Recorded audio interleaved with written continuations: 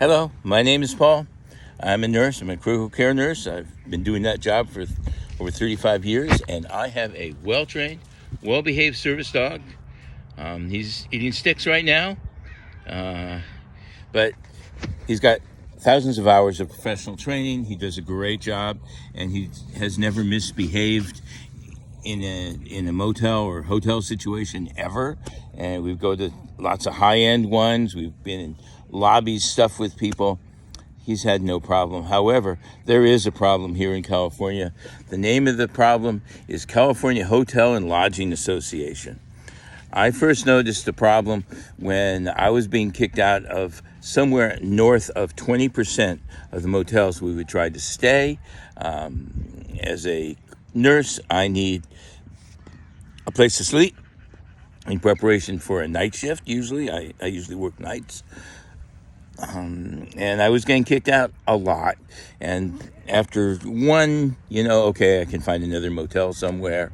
But oftentimes it would be 2, 3, 4 more in a row. I found one town that, 5 out of 6 motels refused me. And number 6, even though the lady was sweet, it was just too dirty. I didn't want to stay there. And I'm really not that picky. However, I did notice a pattern, and I video basically my dog and our interactions and my interactions with the dog for training. I send these things to my trainers. I have a couple of professional trainers, and I just review them myself, no problem.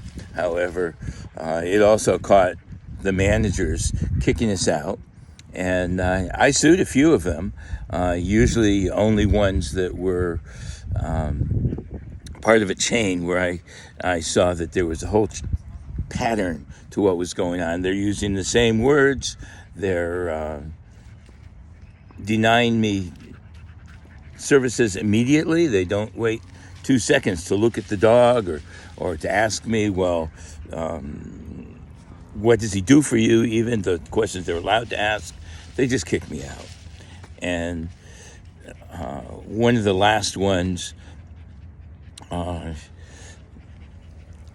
videoed.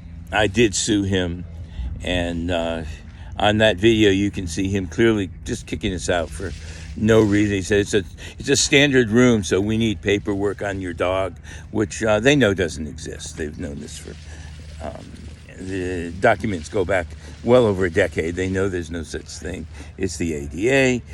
Meanwhile, my dog's perfectly well behaved. In any case, I did sue him, and as a result, the California Hotel and Lodging Association circulated a hate letter with my picture of my license plate, my car, and a picture of Coco. And they circulated that to around 250,000 of their employees, hotel employees, as well as over 6,000 businesses, individual businesses. And in this, notably, they said that I am targeting them. That's an interesting word. I have targeted people during wartime. It's not a good feeling. It's not a good thing. Telling people that, besides being a lie, is extremely threatening to me and my dog. Okay?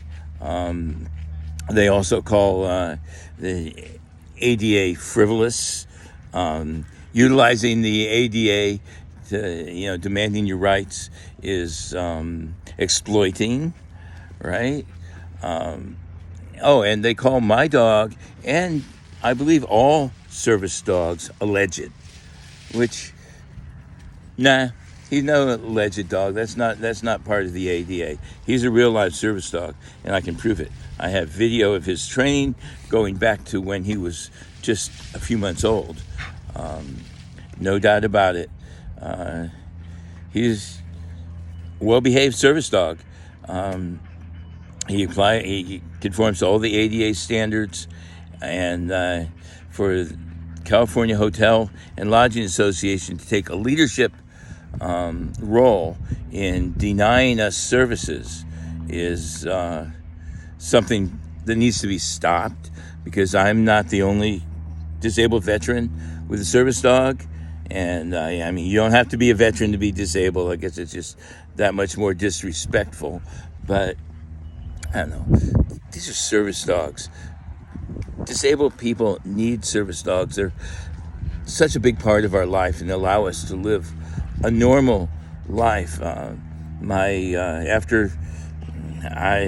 my injury, I would not have been able to function as a nurse anywhere. And my injury happened basically in 2009, unfortunately. And it is permanent, and it creates a lot of pain for me, but we still get around, and we do a good job helping people getting ready for ECMO procedures. I'll help people get into hospice care, usually it's out of the hospital, getting into their house for hospice care. These are short-term 1 or 2 day assignments usually. Many of them volunteer. I don't always work for pay.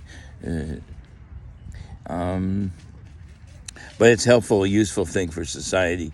And the California Hotel and Lodging Association's hate letter is creating a real problem.